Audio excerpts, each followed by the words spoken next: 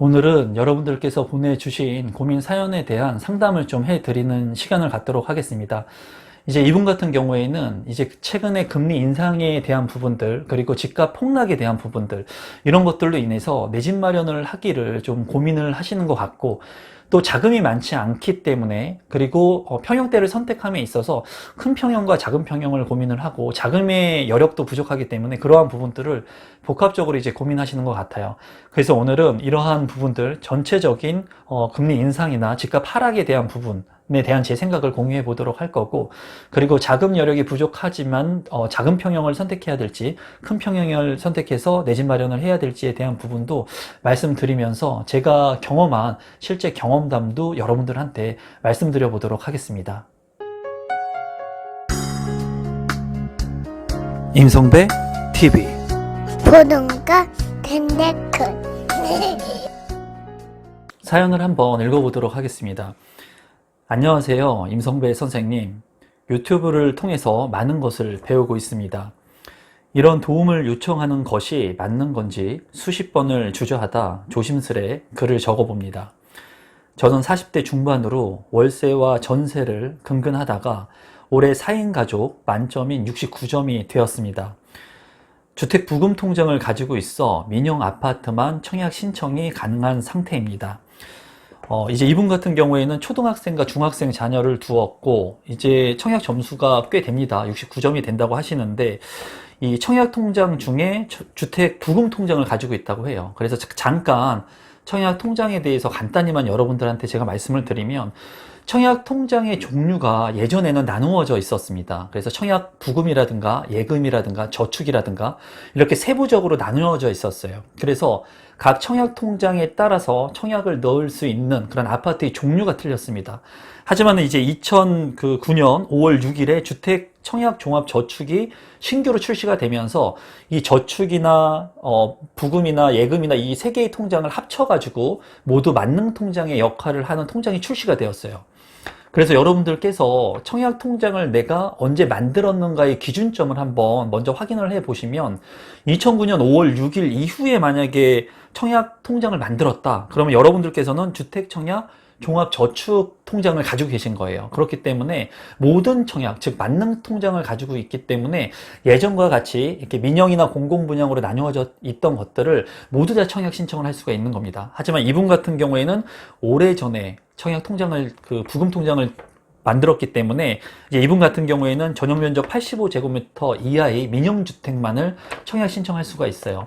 제가 이 얘기를 말씀드리는 이유는 우리 구독자분들 중에 예전부터 제 영상을 시청하신 분들은 이런 부분들을 공부를 하셔서 알고 계십니다. 하지만 최근에 신규로 진입한 그런 구독자분들 같은 경우에는 이 청약 통장이 내가 어떤 통장을 가지고 있는지, 그리고 내가 가지고 있는 통장의 효력이 어떤 것인지 잘 알지 못하는 경우가 있어요.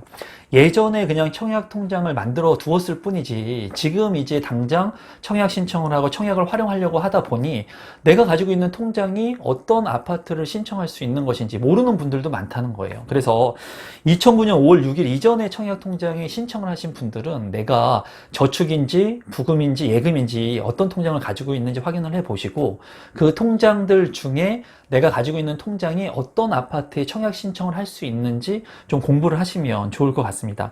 그리고 이분 같은 경우에는 민영 아파트만 가능하고 85제곱미터 이하의 주택 청약이 가능한데, 여기에서 이제 제가 한 번 더 말씀을 드리면, 이 청약 통장은 청약 예금으로 한번 변경할 수가 있습니다. 그래서 이분 같은 경우에 중대형의 평형의 청약 신청을 하시려고 하는 계획을 만약에 가지고 계시다면은 예금 통장으로 이제 변경을 할 수도 있다. 이 부분은 알고 계시면 좋을 것 같습니다. 계속해서 한번 제가 읽어보도록 하겠습니다. 제가 직장생활권이 서울권이라서 서울에 하반기에 계획되어 있는 민간 분양을 보고 있습니다. 보통 평당 2천만 원 이상 예상을 하고 있더군요. 부모님 도움을 받아서 현재 가용할 수 있는 금액은 2억 5천만 원 정도입니다. 대출을 받으면 매월 100만 원 정도 상환 가능을 예상하고 계획하고 있습니다. 그런데 요즘 분위기가 금리 인상 및 집값 폭락에 대한 얘기가 많이 나오더군요. 무주택인 부모님께 도움을 받는 것이라 부모님께서는 이제 걱정이 많으십니다. 이제 여기에서도 제가 말씀드리고 싶은 것은 서두에 이분이 말씀하신 것은 이제 월세와 전세를 근근하다라는 표현을 썼습니다. 그 얘기는 뭐냐면 내 집을 한 번도 갖지 않고 이제 전세와 월세를 살다가 지금 이제 내 집 마련을 하려고 계획을 짜고 있는데 보니까 최근에 집값도 많이 올랐고 그리고 금리 인상이다, 집값 폭락에 대한 얘기들이 나오니까 이제 두려운 거예요. 또한 부모님께서 일부 자금을 융통해 주신다고 하니까 그 부모님께서 피땀 흘려서 주신 이 돈을 가지고 내가 행여라도 금리 인상이나 또는 주택가격의 폭락으로, 가격의 하락으로 좀 손실을 보지 않을까, 그런 두려움이 있는 겁니다. 이제 제가 부동산을 20년 동안 뭐 중개, 경매, 상가, 컨설팅, 뭐 권리금, 뭐 많은 경험들을 하면서 느낀 것은 저도 부동산을 투자하고 처음에 내 집을 마련할 때 늘 두려웠어요. 항상 두려움이 공존합니다. 그 두려움을 극복하고 내 집 마련을 하고 주거의 안정을 취할 수 있느냐 없느냐의 선택을 하기가 굉장히 힘들어요. 그래서 제가 이분한테 지금 뭐 이러한 얘기들이 많이 나오고 집값이 워낙 많이 올랐습니다. 올랐기 때문에 또 떨어질 수도 있습니다. 제가 예전 영상에서도 공급 과잉이 나타나는 시기가 오면은 반드시 조정기는 맞게 될 것이다 라는 말씀을 드렸는데, 그 시점이 빨리 올 것 같지는 않고 제 생각에는, 그리고 이 시점이 온다고 하더라도 내가 거주해야 할 집 한 채는 반드시 있어야 된다는 것을 제 채널을 통해서 아마 지속적으로 구독하신 분들은 알 거라고 생각을 합니다. 그래서 이렇게 금리 인상 같은 경우도 이제 미국의 금리 인상이 이루어지게 되면 우리나라도 금리 인상이 이루어지면서 어느 정도의 텀을 가지고 금리 인상이 이루어지는 경우가 있는데, 금리 인상이 된다고 집값이 무조건 폭락하지는 않습니다. 떨어지진 않아요. 금리 인상이 됐는데도 불구하고 집값이 올랐던 그런 시기들도 있습니다. 그래서 단편적으로 금리가 오른다고 주택가격이 하락한다, 이런 딱 정답이 있다라고 말씀드리기는 좀 어렵습니다. 그래서 이 부분에서 제가 말씀드리고 싶은 것은, 이제 오랫동안 무주택 생활을 하셨으니까 그래도 내 집 마련을 하는데, 내 집 마련이라고 하는 건 지금이나 예전이나 미래나 상관없이 가장 내가 할 수 있는 빠른 시점에 하는 게 맞다고 저는 생각해요. 이 말씀을 드리면 분명히 이런 댓글들이 달릴 거예요. 이렇게 집값이 많이 올랐는데 지금 주택을 내 집 마련을 하라고요? 이런 댓글들이 많이 달리는데, 내 집 한 채는 시기와 상관없이 가장 빠르게 하는 게 내 삶의 안정에 있어서 큰 역할을 하게 됩니다. 이거는 제가 부동산 20년 하면서 경험하면서 느낀 거예요. 수백 건, 수천 건을 제가 컨설팅을 해주고, 거래를 해주고, 매매를 해주고, 투자를 시켜주고, 시행을 해보고 하면서 실제로 몸으로 제가 경험한 겁니다. 그래서 다른 우리 구독자분들도 만약에 이런 집값의 하락 또는 금리 인상 이런 것들을 통해서 너무 두려워하시는 분들이 많을 것 같은데, 그래도 내 집 마련 한 채라면은 그래도 긍정적으로 생각하시는 것을 저는 이제 말씀드리고 싶어요. 선택은 여러분들이 하시면 됩니다. 제가 빠른 시기에 내 집 마련을 하는 게 좋다고 했지만은 당장 내 집 마련을 하고 당장 하락하고 폭락할 수도 있어요. 그거에 대한 부분은 책임은 여러분들이 지는 거지만, 그냥 제가 가지고 있는 생각은 내 집이라고 하는 것이 꼭 필요하고 집값은 항상 비쌌다는 걸 여러분들한테 말씀드리고 싶습니다. 안정적으로 접근하고 싶은데 임성배 선생님의 조언에 따라 청약을 받을 수 있는 때에 신청을 해 보려고 합니다. 4인 가족이라 최소 5구제곱미터가 맞긴 한데, 금리 인상 및 집값 하락에 대비하려면 좁지만 4구제곱미터의 청약을 받고 추후 하락 시 규제가 풀리면 팔고 구 아파트 조금이라도 평수 넓은 것을 사는 게 나을까요? 아니면 무리를 해서 분양 5구제곱미터를 사는 게 나을까요? 주변에서도 너무나 다른 의견들을 주셔서 어떻게 해야 할지 하루에도 몇 번씩 생각이 바뀝니다. 이 부분에 대해서는 제 경험담을 한번 말씀을 드려보도록 할게요. 그러니까 여기에서 이분이 고민하는 것은 하락기에 이제 하락기나 금리 인상으로 인해서 주택을 마련해야 되는지 마는지에 대한 부분은 제가 조금 전에 말씀을 드렸고, 4인 가족이기 때문에 최소 5구제곱미터 24평, 25평형이 될 겁니다. 그러면 방 3개에 화장실 2개 정도의 구조의 평면도를 가지고 있는 아파트가 될 거예요. 여기에 이제 청약 신청을 하는 게 맞는지, 아니면 좀 작더라도 49제곱미터 방 2개가 될 것으로 보여집니다. 잘 뽑는 데는 이제 방 3개까지도 뽑긴 하지만 방 2개의 평형대를 이제 신청하는 게 맞을지, 좀 그러니까 두렵고 주택이 하락하고 자금도 많지 않으니까 방 3개짜리의 5구제곱미터보다는 방 2개짜리를 먼저 청약 신청을 해서 내 집 마련을 하고 나중에 이 주택을 팔고 좀 구축이라도 넓은 평형으로 옮기면 어떨까를 고민하시는 것 같아요.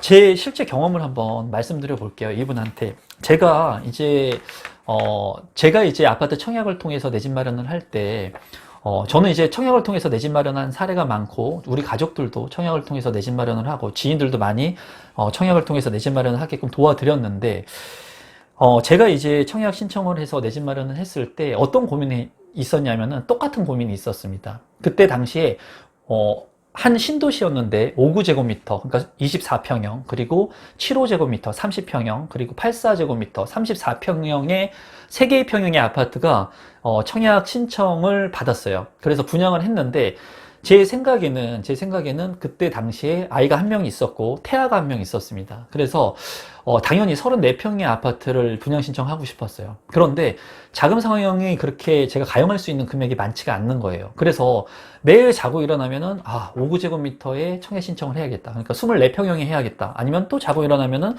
그래도 무리를 해서 34평에 해야겠다. 이런 고민을 매일같이 했습니다. 저도. 그러니까 이분과 똑같은 상황인 거예요. 이분은 지금 5구제곱미터하고 4구제곱미터의 그 고민을 계속 매일같이 한다고 하지만은 저는 5구제곱미터하고 84제곱미터를 계속 고민을 했습니다.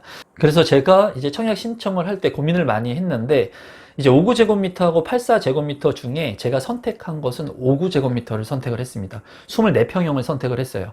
물론 지금같이 대형평형을 많이 선호하고 그리고 84제곱미터의 가격이 큰 폭으로 많이 더 올랐습니다. 하지만 제가 그때 생각한 것은 욕심을 부리지 않았어요.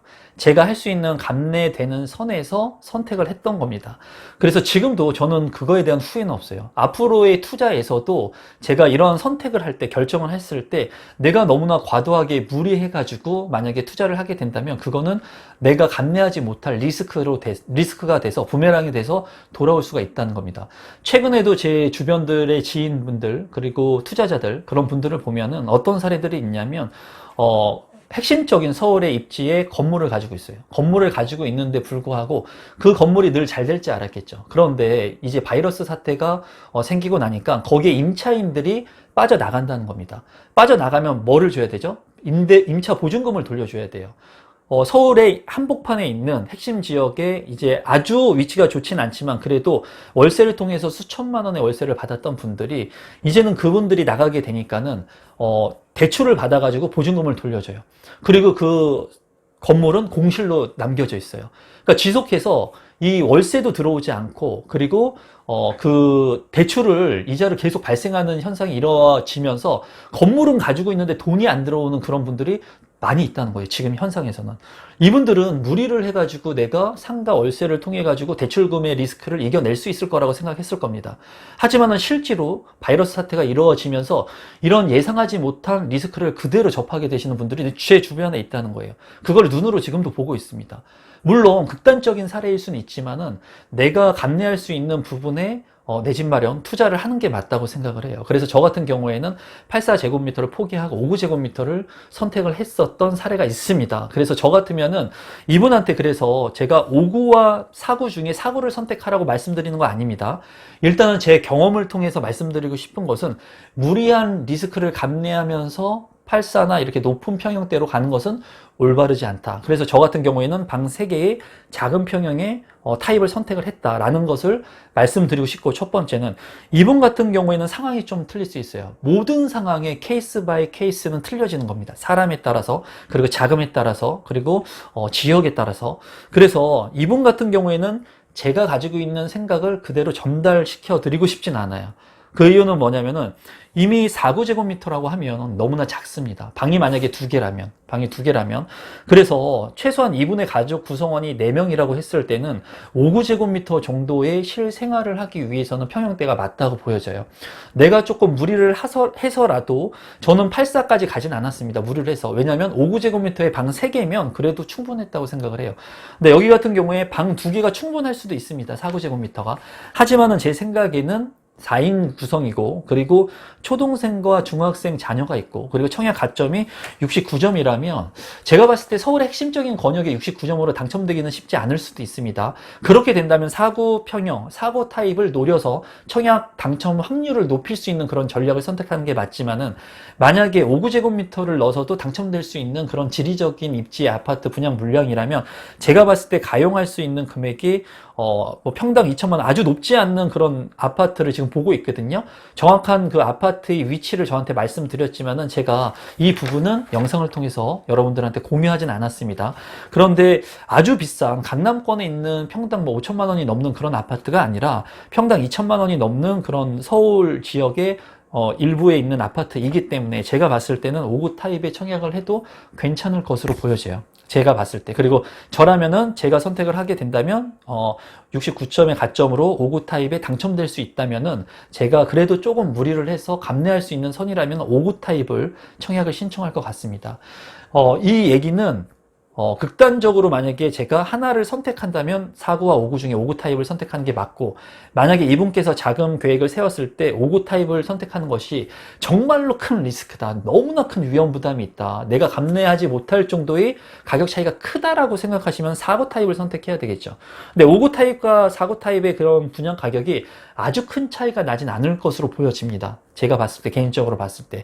그랬기 때문에 이분 같은 경우에는 제가 이제 조언, 고민 상담이니까 제 의견을 말씀드리면 5구 타입을 선택하는 게 맞을 거라고 보여져요. 그래서 이분이 이제 이런 고민을 주셨고, 마지막까지 읽어보면은 임성배 선생님께 항상 감사드리며 깊이 있는 통찰과 해안으로 조언을 부탁드리고 싶습니다 라고 이제 말씀을 해 주셨습니다. 그래서 이제 우리 구독자분들 중에 이러한 고민들을 하시는 분들이 많을 거예요. 내가 자금 여력을 좀 얼마 없는데 많이 무리를 해서 연끌을 해가지고 정말 더 넓은 평형으로 가야 할까? 아니면은 지금 여기에서 감내할 수 있는 부분으로 가야 할까?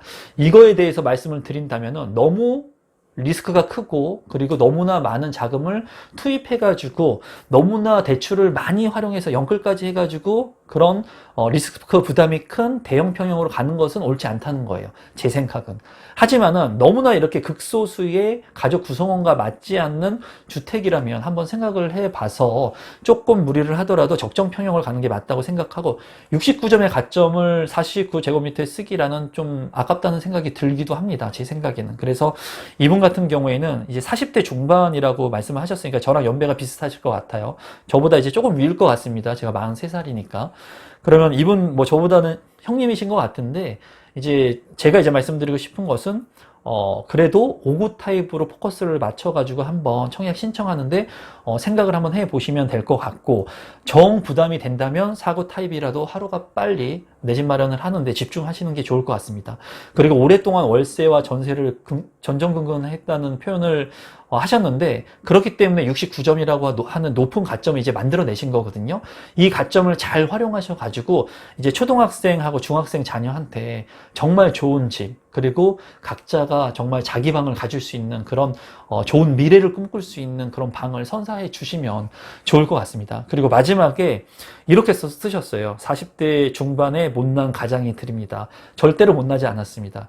40대 중반의 가장이 이 2명의 자녀들을 키우면서 가정을 잘 이끌고 있다는 것 자체가 존경받아 마땅한 삶이라고 저는 진짜 개인적으로 생각을 하고, 그리고 이분께서 지금 내 집 마련을 하기 위해서 노력을 하고 있고, 부모님에 대한 그런 측은한 마음들도 다 이 짧은 글이지만 느낄 수 있습니다. 이분께서 포기하지 마시고, 그리고 이렇게 많이 고민을 하면서 저한테 이렇게 메일까지 쓰시면서 노력하시는 이런 하나의 행위들이 모이고 쌓여서 단계별로 스텝 바이 스텝으로 올라가면서 나의 주택을 가질 수 있고, 또 나의 주택을 가지면서 자산을 늘릴 수 있고, 또 부동산에 관심을 갖고 올바른 재테크를 하고, 또 내 자녀들이 크면서 내 자녀들이 올바로 크고 행복한 재테크를 할 수 있도록 도와줄 수 있는 그런 아빠가 될 수 있다고 생각을 합니다. 이분께서 나중에 제 이 사연을 듣고 좋은 선택을 하셔서, 본인이 선택하시는 겁니다. 좋은 선택을 하셔서 꼭 좋은 말씀하신 하반기에 있는 아파트에 당첨이 되셔서 청약 신청을 하셔서 당첨됐다는 그런 메일을 받으면 좋을 것 같고, 이분께서 추후에 아파트 청약을 하시려고 하는 그런 부분에 고민이 있다면 저한테 메일을 다시 남겨주신다면 이 분에 대한 그런 답변은 제가 추후에 또 성실껏 한번 남겨드리도록 하겠습니다. 그럼 오늘도 마지막까지 제 영상을 시청해 주셔서 진심으로 감사드리고, 여러분들의 많은 응원이 굉장히 저한테 이 유튜브를 운영하는데 많은 도움이 됩니다. 그렇기 때문에 항상 늘 진심으로 감사드리고, 믿고 봐주신 구독자분들께 실망시키지 않는 영상으로 보답해 드리도록 하겠습니다. 오늘 영상이 처음이신 분들은 조금이라도 도움이 되셨다면 구독 버튼, 좋아요 버튼 눌러주시면 제가 영상을 만드는데 아주 큰 힘이 됩니다. 오늘은 이것으로 마무리 짓도록 하겠습니다. 감사합니다, 여러분.